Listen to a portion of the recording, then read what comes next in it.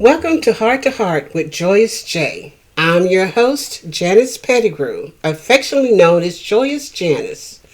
This podcast is dedicated to providing encouragement and support as we travel together unearthing the powerful and awesome person within just waiting to emerge.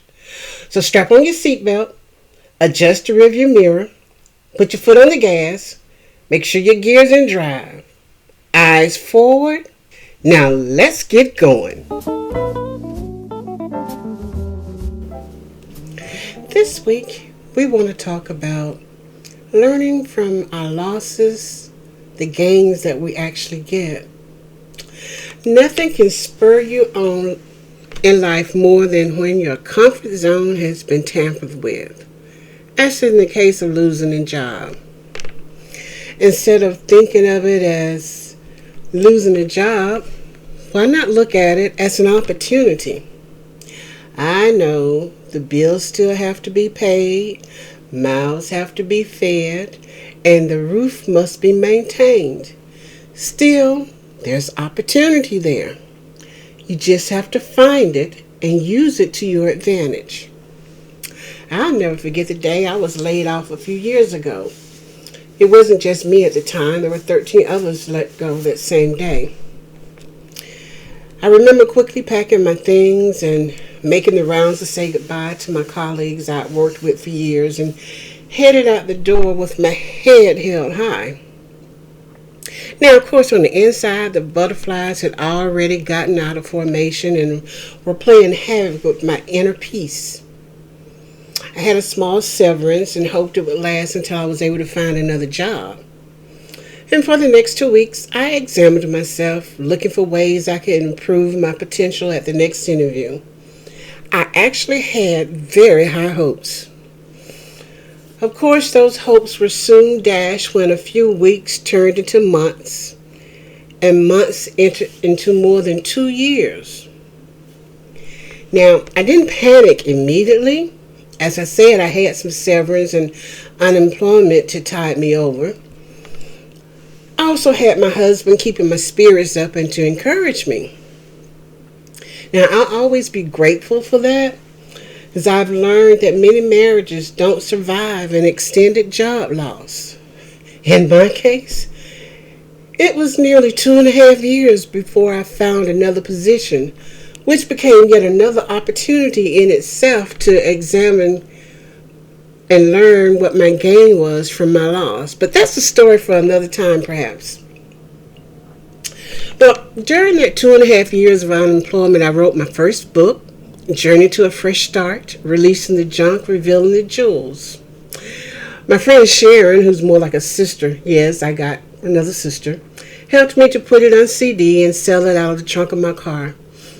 I was doing a lot of work at the time with women and teens who were dealing with the effects of domestic violence, abuse, and sexual assault. So I used it as a way of offering encouragement and a direction through the Fresh Start for Women program.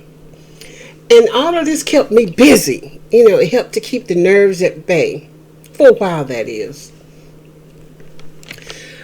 But my greatest gain from my loss of employment during this time occurred because I had the chance to know my sister-in-law, Betty, so much better.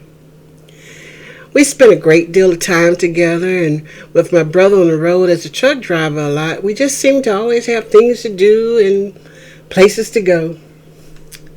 I'll never forget one day Betty called and asked if I could come and take her to physical therapy. She was in so much pain, and she didn't think she could drive herself. Without hesitation, I headed her way. And these trips eventually went on for quite a while without any real signs of improvement. And I'll never forget the night Betty called crying because she was so tired of hurting and not having answers. I immediately got up out of my bed and went into her home office and got on the computer looking for doctors in her area. As far as I was concerned, it was time to get a second opinion. Well, I found 3 doctors, and early the next morning I started calling. The first 2 were either not accepting patients or didn't answer. The third gave her an appointment for the very next day, and I took her. Now, had I been working, I wouldn't have been available. The doctor did a number of tests, and the results were back later that week. But my brother was back in town by then, so he was able to take Betty to her follow-up appointment. It turned out that the cancer she'd been free of for a while was back, and with a vengeance. I found myself being her champion when she needed a helping hand to make it a treatment or to come in and cook and clean for the kids because she wasn't able. I did it all with loads of love. And Betty fought the battle with all she had in her. It was during this time I had an aha moment, you might say, of appreciation. I know that sounds kind of weird, but it was. It was appreciation for the job I no longer had because it had allowed me to be where I was needed the most at the time. Now, here we are dealing with this pandemic. And after so many months, I'm sure we all are feeling its effects. And this is an opportunity to examine the gains we can glean from our losses. So, what are some strategies for dealing with our hopes, fears, dreams, and anxieties during this period? I'm glad you asked. I do have a few suggestions. Use what appeals to you and discard the rest. First of all, I want to encourage you right at this moment. I want you to grab that journal you were working on last week. Come on, get it. Get that pen and paper. I know you already have that cup of coffee or that tea or whatever that other favorite drink of yours might be. So just grab it. Get in a comfortable position. And the first thing I want to suggest you do is to spend some positive time with yourself.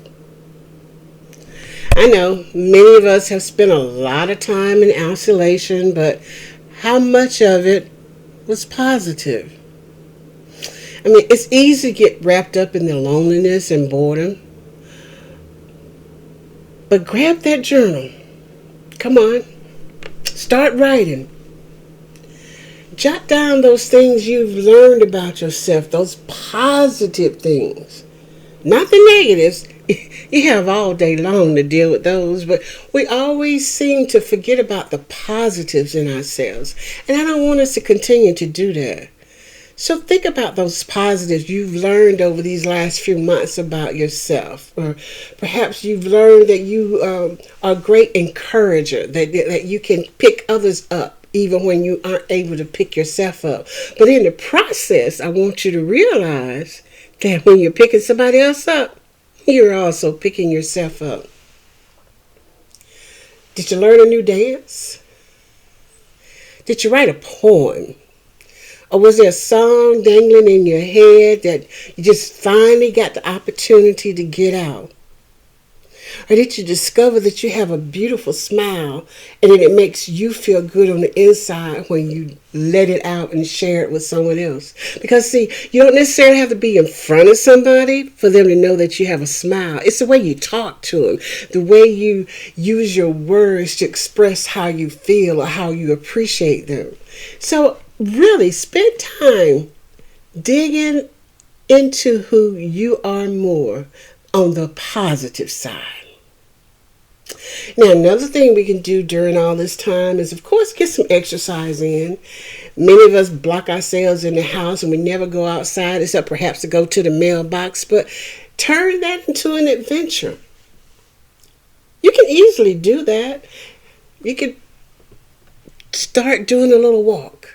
Oh, go a little further when you get ready to go to get your mail. Walk a little further along so that you get some exercise in your legs and feel your breath picking up a little speed because you're exercising.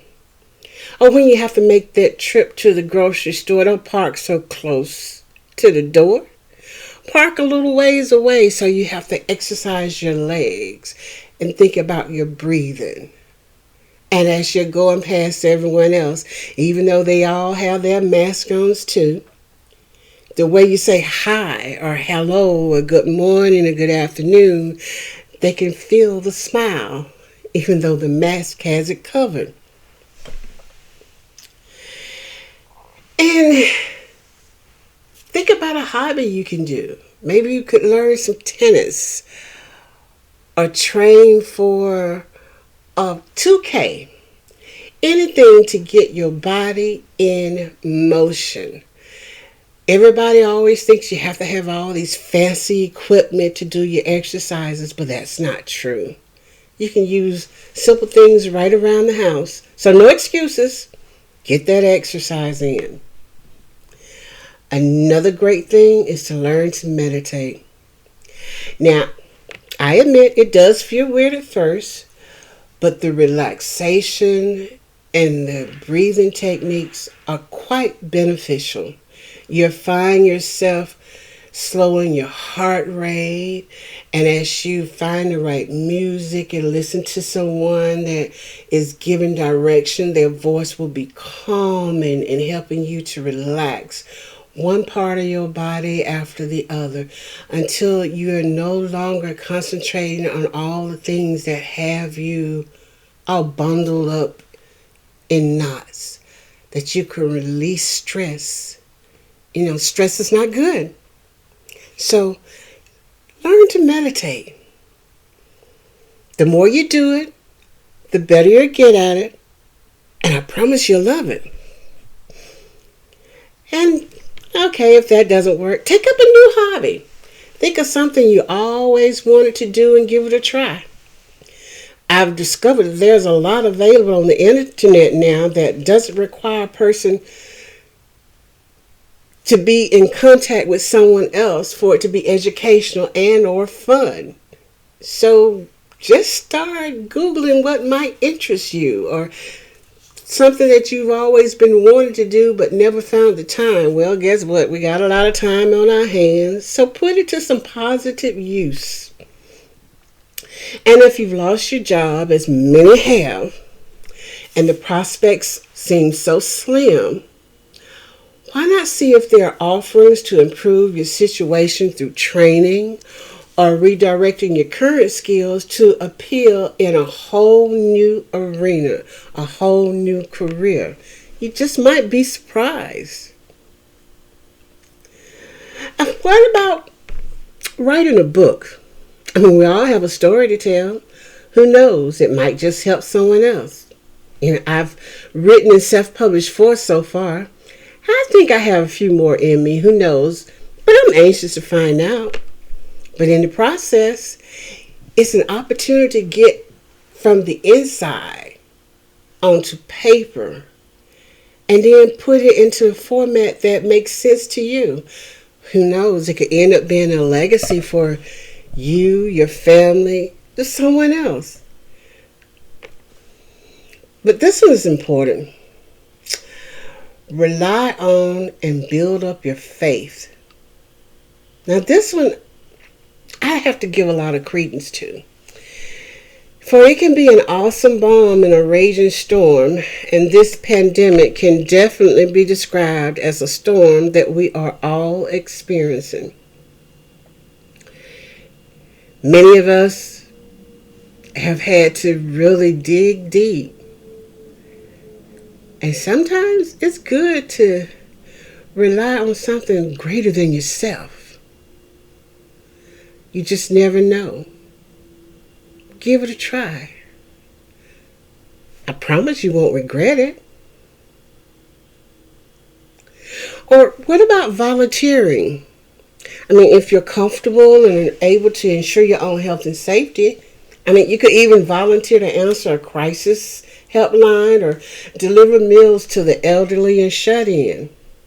The possibilities are endless. The important thing is to not get stuck, to not feel as if you are surrounded by nothing but darkness and that you see no hope. as long as you keep yourself moving forward, as long as you continue to strive for better, as long as you're one of the ones that are still living and breathing and not suffering because of this pandemic, you have an opportunity, even in the midst of all your loss, to gain something. But it's up to you to discover what that gain is, and then turn that gain into something you never dreamed were possible. The most important thing is to keep your mind and your body active. After all, we have no clue as to how long this is going to last. We have no clue when it will end. We don't know when it will get better or when a semblance of normalcy return. We can only prepare ourselves to be ready for whatever the future holds. In the meantime, love yourself. Wrap your arms around yourself or look in the mirror and tell yourself, I got this. And then go about doing it. Here's wishing you success. And as always, let me know your thoughts at joyousj57@gmail.com. That's joyousj, the numbers 5 and 7 @gmail.com. Till next time.